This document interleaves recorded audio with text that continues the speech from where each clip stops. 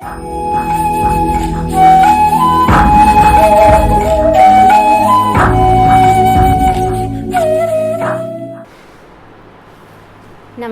जी सभी को। आज मैं ले आई हूँ अगला lecture basic ideas of statistical physics पे। हार्डली 2 या 3 लेक्चर्स के बाद basic ideas of statistical physics का पार्ट ओवर हो जाएगा। So today we are going to discuss. देखिए अब तक जो हमने चीज़ें डिस्कस की वो बहुत ज़्यादा आइडियलिस्टिक चीज़ें थी। We talked about coin, we talked about dice, एक बॉक्स से दूसरे बॉक्स में एक पार्टिकल के जाने की प्रोबेबिलिटी, दूसरे के जाने की प्रोबेबिलिटी, कॉइन्स के जाने की प्रोबेबिलिटी, ये सब चीज़ें हमने डिस्कस की। बट जो रियलिटी है that is far apart, reality इससे कहीं दूर है। तो अब इन दोनों चीज़ों के बीच में जो ब्रिज इस्टैब्लिश करना है आइडियल और रियलिटी के बीच, that we are going to discuss today. So first of all मैं सिस्टम की बात करूँगी। हम लोग पीछे सिस्टम पढ़ के आए हैं कि सिस्टम क्या था, माइक्रोस्कोपिक था, मैक्रोस्कोपिक था। नाउ बेस्ड ऑन कि पार्टिकल्स किस टाइप के हैं, सो डिपेंडिंग ऑन दैट मैं कहूँ कि सिस्टम जो होता है it is of 2 types. 2 type का सिस्टम होगा, static system and dynamic system. Static means anything at rest, static system and dynamic system. Static means rest. जैसे हम डाइस थ्रो करते हैं, कॉइन थ्रो करते हैं, आप कहेंगे जी रेस्ट कहाँ है, वो तो उछल के जाता है एक से दूसरी जगह पे। But we throw it, dice throw करते हैं, हम थ्रो करते हैं, कॉइन टॉस करते हैं, हम टॉस करते हैं। अब मैं ऐसे एक कॉइन टॉस करूँगी, वो यहाँ गिर जाएगा। अब यहाँ गिरने के बाद ऐसा तो है नहीं कि उसके पैर लगे हैं और चल के इधर चला गया या चल के उधर चला गया, ऐसा तो है नहीं। जहाँ एक बार गिर गया जाके वहीं रहेगा। मीन्स जो पार्टिकल्स ऑफ द सिस्टम, या मैं कहूँ कि जो elements of the system can not change their state unless disturbed by some external force, or I can say particles cannot change their state by their own, then system is termed as static system। ये जो मैं बोलती जाती हूँ आप लोग इसको note down करते जाएं और आपके नोट्स तैयार हो जाएंगे। मैं हमेशा ये कहती हूँ कि जैसे ही आप लोग मेरा लेक्चर अटेंड करते हैं, just keep your notebook and pen with you and keep writing whatever I am speaking, तो आपके नोट्स रेडी हो जाएंगे। So static system is the system, I am again repeating, it is the system in which particles cannot change their state by their own. We will need external force to change their state. हम लोगों को कोई force लगानी पड़ेगी अगर मैंने एक जगह से दूसरी जगह उनको मूवमेंट करवानी है। मान लीजिए मेरे पास एक बॉक्स है, उस बॉक्स में के अंदर मैंने एक पार्टीशन कर दी, I will throw a dice. अब वो डाइस इधर भी जा सकता है, इधर भी जा सकता है, कहीं पे भी जा सकता है, लेकिन एक बार जहाँ पर चला गया वो वहीं पड़ा रहेगा। मैं फिर से कह रही हूँ कि उसके पैर तो लगेंगे नहीं, उछल के चला गया दूसरे कंपार्टमेंट में या सेकंड से फर्स्ट में आ गया, ऐसा नहीं होगा। तो ऐसे सिस्टम को हम कहेंगे स्टैटिक सिस्टम, जहाँ पे पार्टिकल्स खुद या ऑब्जेक्ट्स खुद अपनी स्टेट को चेंज करने की कैपेबिलिटी ना रखते हों। और उल्टा अगर उनमें कैपेबिलिटी, अब आप कहें कि कॉइन के पैर लग जाएं, तो वो बन जाएगा डायनामिक सिस्टम। फॉर एग्जाम्पल एक कंटेनर है, कंटेनर के अंदर पार्टीशन की हुई है और वो पार्टीशन सपोज इस तरीके की है कि मुझे लग रहा है कि मैंने कह दिया कि ये 2 पार्ट्स हैं बस, राइट। अब क्या है कि मैंने उसके अंदर गैस मॉलिक्यूल्स जो हैं, I have kept the gas molecules in that container. अब वो मॉलिक्यूल्स कभी इधर जाएंगे कभी इधर जाएंगे, मैं उनको रोक तो सकूंगी नहीं। तो ऐसे सिस्टम को हम क्या बोलेंगे, dynamic system. When all the particles can change their position by their own और बाय एक्सटर्नल फोर्स, खुद से तो कर ही सकते हैं, एक्सटर्नल फोर्स से भी करेंगे, उनको हम क्या बोलेंगे, डायनामिक सिस्टम बोलेंगे। तो डायनामिक सिस्टम की एग्जाम्पल जैसे आपने कहा मॉलिक्यूल्स ऑफ गैस, अभी हमने डिस्कस किया molecules of gas in a container, ये आ जाएगा डायनामिक सिस्टम। हमने कॉइन की बात की, हमने डाइस की बात की, हमने बॉल्स की बात की, हमने सिंपली किसी भी ऑब्जेक्ट की बात की कि मैंने एक जगह फेंका वहीं रह गया, एक जगह रखा वहीं रह गया। ये सारे थे static and dynamic system. Now we have to deal with कि अगर हम डायनामिक सिस्टम के साथ डील कर रहे हैं, and that is the reality, कि अगर आपको रियल सिचुएशंस के ऊपर स्टैटिस्टिकल फिजिक्स के कॉन्सेप्ट्स लगाने हैं, then you will have to deal with dynamic systems to.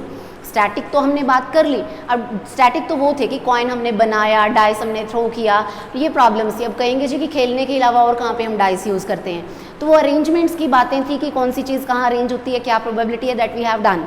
लेकिन एक्चुअल में जो रियलिटी है, जहाँ से मैंने स्टैटिस्टिकल फिजिक्स की शुरुआत की थी, जिन स्टूडेंट्स ने वो लेक्चर नहीं देखा वो टाइप कीजिए यूट्यूब के सर्च ऑप्शन में doctor Divyajyoti Chawla basic ideas of statistical physics 1। तो वहाँ पर आप लोग समझेंगे कि किस तरीके से हमने स्टैटिस्टिकल फिजिक्स को एमर्ज किया, so that we may discuss the concepts in physics. तो वहाँ पे हमने यही बात की कि हम सुपर कंडक्टिविटी की बात करेंगे, हम सुपर फ्लूइडिटी की बात करेंगे, हम गैसेस की बात करेंगे, हम कंडक्टर्स की बात करेंगे, कंडक्टर्स के अंदर फ्री इलेक्ट्रॉन्स की बात करेंगे। अब देखिए कंडक्टर्स के अंदर free electrons they are able to move, molecules in a gas container के अंदर वो भी मूव कर सकते हैं, सुपर कंडक्टर्स के अंदर इलेक्ट्रॉन्स दे कैन मूव। तो ये जो पार्टिकल्स हैं दे कैन मूव, उनके पास कैपेबिलिटी है अपने आप चलने की कैपेबिलिटी, थर्मल एजिटेशन की वजह से उनके पास खुद चलने की कैपेबिलिटी है। That is why they will come under the category of dynamic system. So अब हमारे लिए डायनेमिक सिस्टम को स्टडी करना ज़रूरी हो जाता है। So next topic I am dealing with is time spent by dynamic system in a particular macro state. कि डायनेमिक सिस्टम के अंदर अगर सिस्टम रह रहा है, डायनेमिक सिस्टम है, तो एक पर्टिकुलर मैक्रो स्टेट में वो कितनी देर रहता है, तभी हम उसको स्टडी कर पाएंगे। एक जगह अब मान लीजिए आप चली जा रहे हैं, इधर चले इधर चले इधर चले, मुझे आपको कुछ भी देखना है, I have to observe you, मुझे आपका कुछ भी स्टडी करना है, तो मुझे आपको मोमेंटरीली मान लीजिए मुझे ये देखना है कि सपोज़ बहुत फास्ट यू आर मूविंग, क्योंकि जैसे नॉर्मली मॉलिक्यूल्स गैस के अंदर होते हैं, इतनी ज़्यादा फास्ट चल रहे हैं कि मैं आपका कुछ भी नहीं देख पा रही हूँ, neither I am able to see your position nor your velocity nor your acceleration ना, और तो और छोड़िए मैं आपकी ड्रेस का कलर तक नहीं पहचान पा रही हूँ, इतनी तेज़ आप चल रहे हैं। तो अगर मुझे ये सब चीज़ें ऑब्जर्व करनी है then it is mandatory for me to keep you at rest momentarily. और मैं कहूँ कि मुझे आपकी एक स्टेट कंसीडर करनी पड़ेगी कि आप यहाँ पर आएंगे ही आएंगे, मैं पहले से वहाँ रेडी रहूँगी और मैं बहुत माइन्यूटली आपको ऑब्जर्व कर लूँगी। That is what we are going to do with dynamic systems. So next we are going to do time spent bye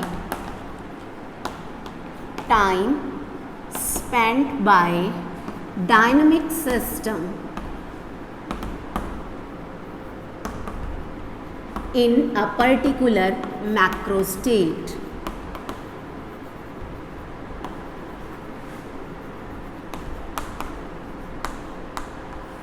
कि एक मैक्रो स्टेट के अंदर डायनेमिक सिस्टम जो है वो कितना टाइम स्पेंड करेगा, इसकी कैलकुलेशंस हमें करनी है। अब देखिए अगर मान लीजिए एग्जामिनेशन में बड़ा इंपॉर्टेंट टॉपिक है और बड़ा घुमा फिरा के बड़ा मोल्ड करके वो एग्जामिनेशन में इसको डालते हैं, समटाइम्स वो टाइम की सीधी सीधी बात कर लेते हैं, समटाइम्स वो ये कहते हैं कि this will depend on probability और इसका मोस्ट प्रोबेबल स्टेट के साथ क्या लिंक है। आप इस चैप्टर को ख़त्म हो जाने दीजिएगा, after that I will discuss how to attempt which question, तब हम इन चीज़ों की बात करेंगे। लेकिन ये आर्टिकल वाकई में ऐसा आर्टिकल है, एक ऐसा टॉपिक है जो किसी भी तरीके से मोल्ड करके आपके सामने प्रेजेंट कर दिया जाता है and you are unable to distinguish what is it. आप पहचान नहीं पाते, यू कैन नॉट रिकॉग्नाइज, तो धीरे धीरे you will learn each and everything, I assure you.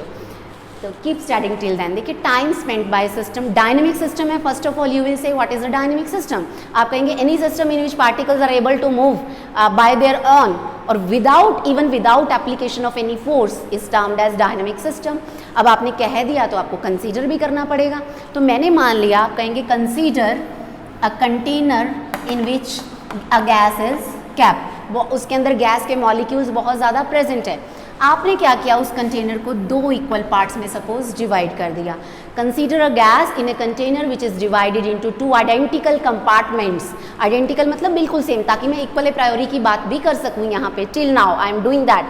तो अब देखिए क्या है कि जो मॉलिक्यूल्स हैं गैस के, they are in continuous random motion. कोई इधर चल रहा है, कोई इधर चल रहा है, ये बेचारा कह रहा है इधर चला, मैं उधर चला, कोई किस साइड, कोई किस साइड, कोई किस साइड, सब रैंडमली इधर उधर मूवमेंट कर रहे हैं। अब रैंडम मोशन है, इधर चला मैं उधर चला, यहाँ तो काम चल जाएगा, लेकिन इधर चल के उधर चल के कोई और भी तो इधर उधर चल रहा होगा, उसके अंदर आप टकराएंगे। Exactly same happens with these molecules. अब एक मॉलिक्यूल इधर चल रहा है, दूसरा उधर चल रहा है, कि इधर है दूसरा इधर है, they will keep on colliding with each other. तो वाकई यहाँ पे आपको पहले ये बता के कि हमने एक कंटेनर के अंदर एक गैस कंसीडर की है, let us consider a gas in a container which is divided into two equal size compartment, identical compartments rather. ठीक है, after that you will see the molecules of the gas are in a continuous random motion and during their motion they keep on colliding with each other as well as with the walls of the container। एक दूसरे के साथ भी टकराते जा रहे हैं और कंटेनर की वॉल्स के साथ भी। And due to that collision states keep on changing. मतलब कुछ पार्टिकल्स, अब जैसे ये पार्टीशन जो है ये मैंने की है, इनको तो नहीं पता है ना बेचारों को, यहाँ पे कोई दीवार तो है नहीं, तो ये इधर आ सकता है, ये इधर जा सकता है, ये इधर आ सकता है, ये इधर जा सकता है। अब जैसे ये इधर आ गया स्टेट चेंज हो गई, जैसे ये इधर आ गया स्टेट चेंज हो गई। पहले मान लीजिए इधर 10 थे और इधर सपोज 30, अगर टोटल 40 हैं तो अगर 2 पार्टिकल्स इधर आ गए हैं तो ये बन जाएंगे 12 और ये बन जाएंगे 28, और अगर 3 पार्टिकल्स इधर चले गए इमीडिएटली आफ्टर दैट तो ये बन जाएंगे, और अगर 3 इसमें से इधर चले गए हैं तो ये बन जाएगा 31 और ये बन जाएगा 9। So in this way these states keep on changing, ये बार बार चेंज होती रहेंगी। और हमें पता है जो मॉलिक्यूल्स की मोशन है that is very fast, they are moving very fast. Even you can say that a system changes its macro state I can say a billion times in a second, 1 second के अंदर भी billion time system अपनी change state को change कर रहा है। अब अगर मुझे को सिस्टम को स्टडी करना है तो जितनी बार वो स्टेट चेंज करता है उतनी बार मुझे ऑब्जर्वेशंस लेनी पड़ेंगी। अभी जैसे मैंने ये कहा this was my first observation, this was second, this was third, this was fourth. अगर 1 सेकेंड के वो अंदर वो ये वाली बिलियन स्टेट्स चेंज करता है तो मुझे बिलियन सेट्स ऑफ ऑब्जर्वेशंस लेने पड़ेंगे। Listen again, if a system changes its state billion times in 1 second, then we will have to take billion observations per second. तो हमें 1 सेकेंड के अंदर बिलियन ऑब्जर्वेशंस लेनी पड़ेंगी। Is it possible? क्या ये पॉसिबल है? नहीं पॉसिबल ना। तो अब हम लोगों को थोड़ा सा अलग तरीका अपनाना पड़ेगा। कहते हैं ना कि सीधी उंगली से घी ना निकले तो उंगली टेढ़ी कर लीजिए। So let us do that. अब हम अपनी उंगली को टेढ़ी करने लगे हैं। तो हम क्या करेंगे, we will be talking about time spend in complete observation. मतलब मान लीजिए आपने मेरे सामने कंटेनर रखा है, मॉलिक्यूल इधर उधर इधर उधर भगड़म दगड़म इधर उधर चली जा रहे हैं। What I am doing is कि मैंने अपनी क्लॉक पे अपनी वॉच पे टाइम नोट कर लिया कि अब मैं सिस्टम को वॉच ओवर कर रही हूँ एंड ये हुआ इधर गया उधर गया, 2 मिनट तक मैं ऑब्जर्व करती रही। वो 2 मिनट जो है that is my total time of observation. तो इसकी टर्म्स में हम बात करनी शुरू करेंगे। So let us suppose let the time taken in completing the observation will be time taken in completing the observation,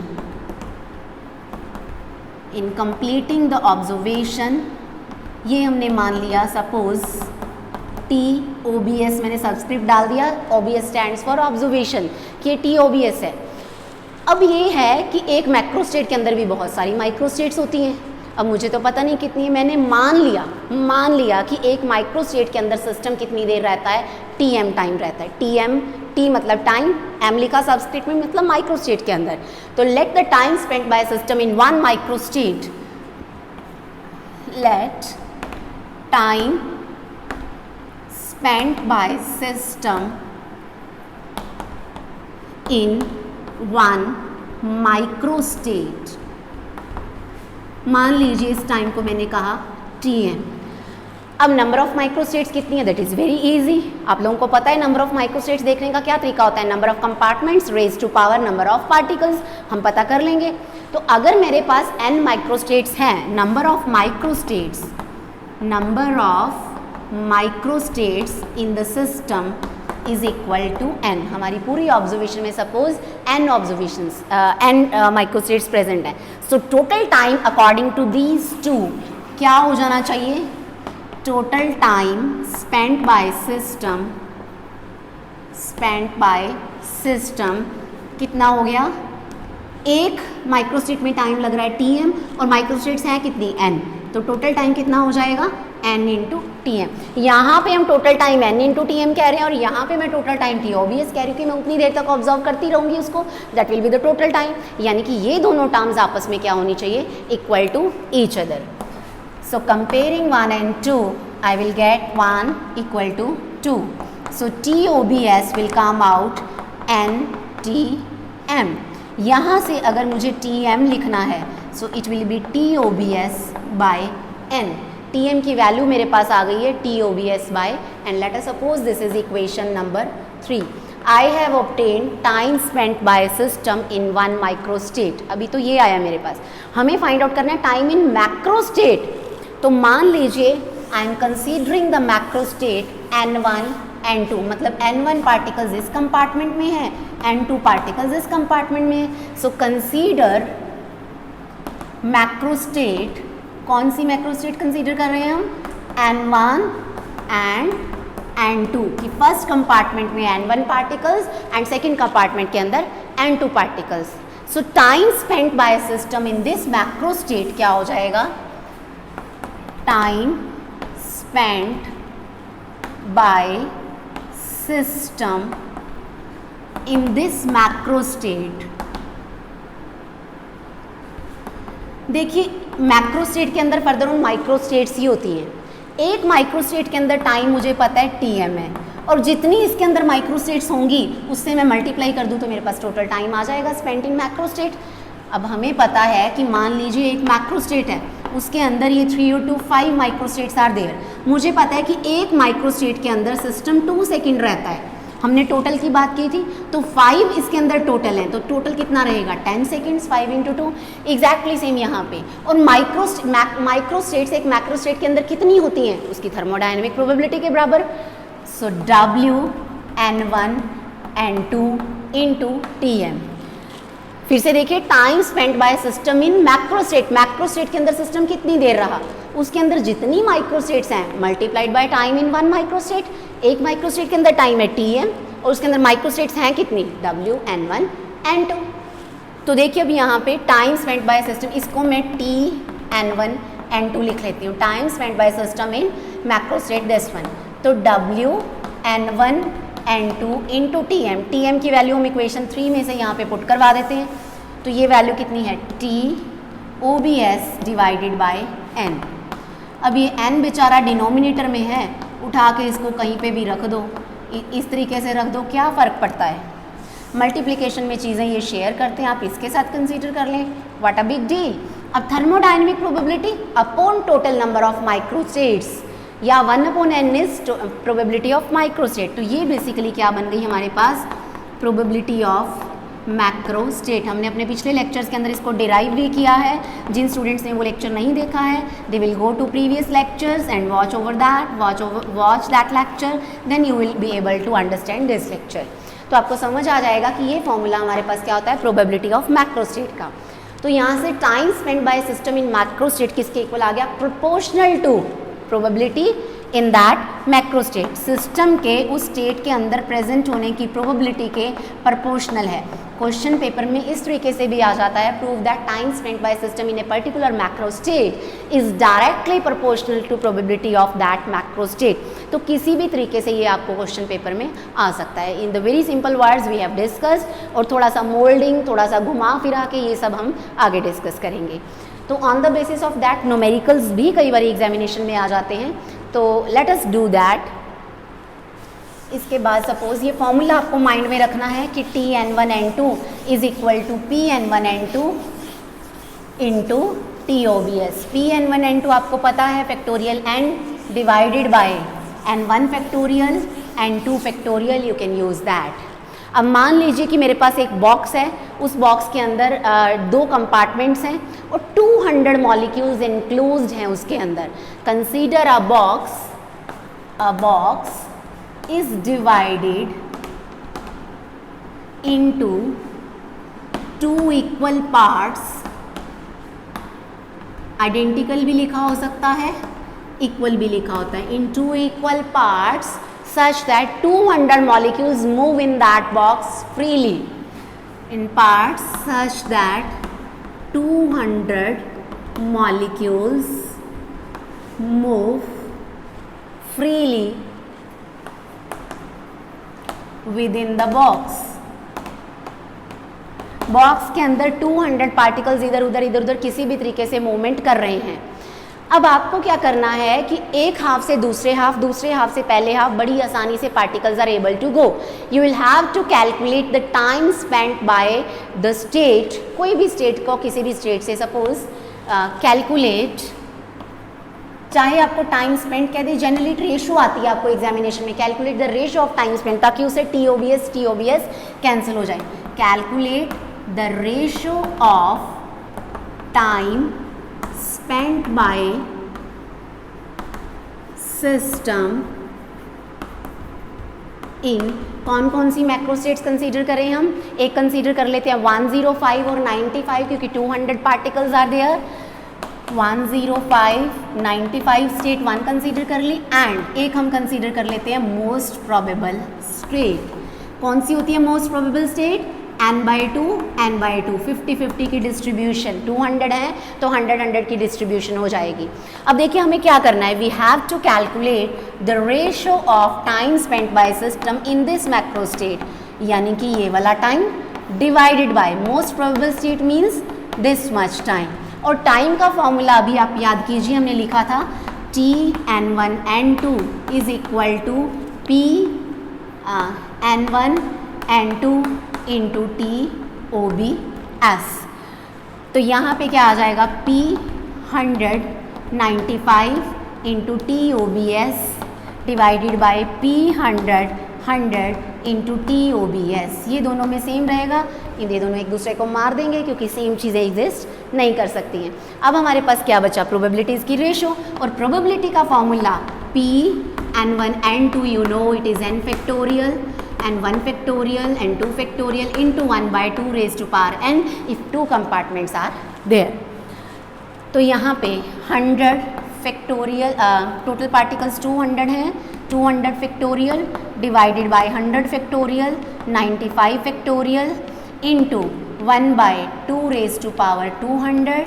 फिर से देखिए 200 फैक्टोरियल इसकी value divided by 100 factorial into 100 factorial into 1 by 2 raise to power 200। ये भी गए, ये भी गया, बचा क्या 100 फैक्टोरियल 100 फैक्टोरियल फिर 105 फैक्टोरियल 100 लिख दिया यहाँ पे मैंने, sorry this is 105 95 factorial. In short examination में समटाइम्स स्टूडेंट्स शॉर्टकट भी यूज़ करते हैं, इतना सारा तामझाम करने की ज़रूरत नहीं है। T 105 95 अपॉन T 100 100 है, तो 100 फैक्टोरियल मतलब नीचे वाली जो है इन दोनों टर्म्स का फैक्टोरियल ऊपर और ऊपर वाली दोनों टर्म्स का नीचे। जो ज़्यादा हवा में उड़ता है वो नीचे गिर गया, जो नीचे था वो ऊपर चला गया। तो इसको आप लोग कैलकुलेट कर सकते हैं। 100 फैक्टोरियल देखिए कैसे करेंगे हम।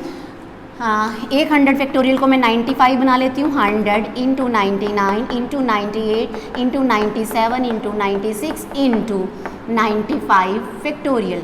और दूसरे वाले को मैंने रखा 100 फैक्टोरियल डिवाइडेड बाय, अब ये 105 वाले को भी हम 100 तक ले जाते हैं। 105 into 104 into 103 into 102 into 101 into 100 factorial into 95 factorial. ये गया, इससे ये गया, ये बाकी बची हुई टर्म को आप लोग कैलकुलेट कर सकते हैं। This will come out 0.779। So this will be your final answer.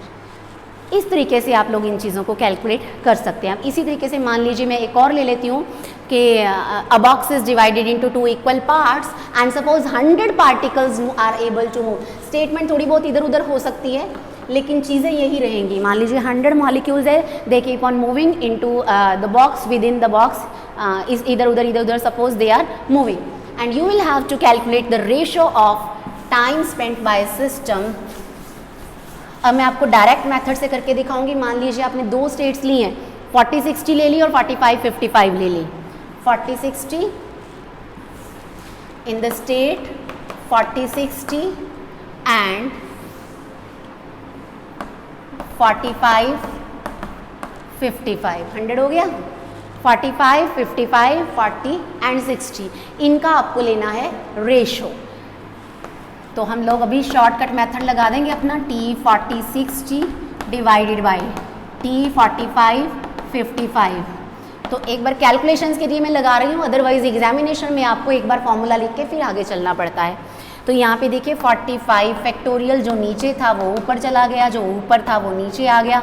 40 factorial 60 factorial. फिर से इस 40 फैक्टोरियल को 45 को आप 40 बना लीजिए। 45 into 44 into 43 into 42 into 41 into 40 factorial into 55 as such पड़ा रहने दीजिए। 40 फैक्टोरियल यहाँ पे है। अब 60 फैक्टोरियल फिर से करिए।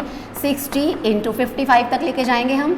59, 58, 57, 56 इंटू 55 फैक्टोरियल। इससे इसको ख़त्म कर दिया, 40 से 40 को कर दिया, बाकी बची हुई टर्म को you will be able to solve and this will be 0.22।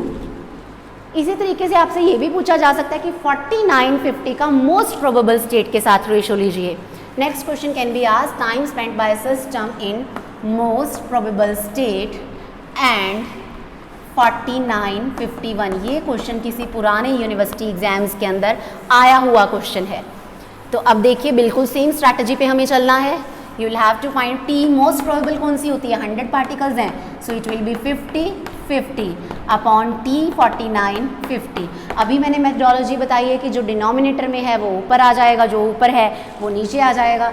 तो आप लोग फॉर्मूला वगैरह लिख के वहाँ पर पहुँच जाइएगा। 49 फैक्टोरियल, 51 फैक्टोरियल, 50 फैक्टोरियल, 50 फैक्टोरियल। फिर से देखिए 49 है और 50, 51 को हम लोग सॉल्व करेंगे। 49 रखिए as such, 51 into 50 into 49 factorial. 50 तक ही लेके जाना था हमें क्योंकि नीचे 50 फैक्टोरियल है। अब इसको मैंने लिख लिया 50 फैक्टोरियल इंटू 49 50 फैक्टोरियल। इससे ये गया, इससे ये गया। Only 51 divided by 50 and that will be 1.02।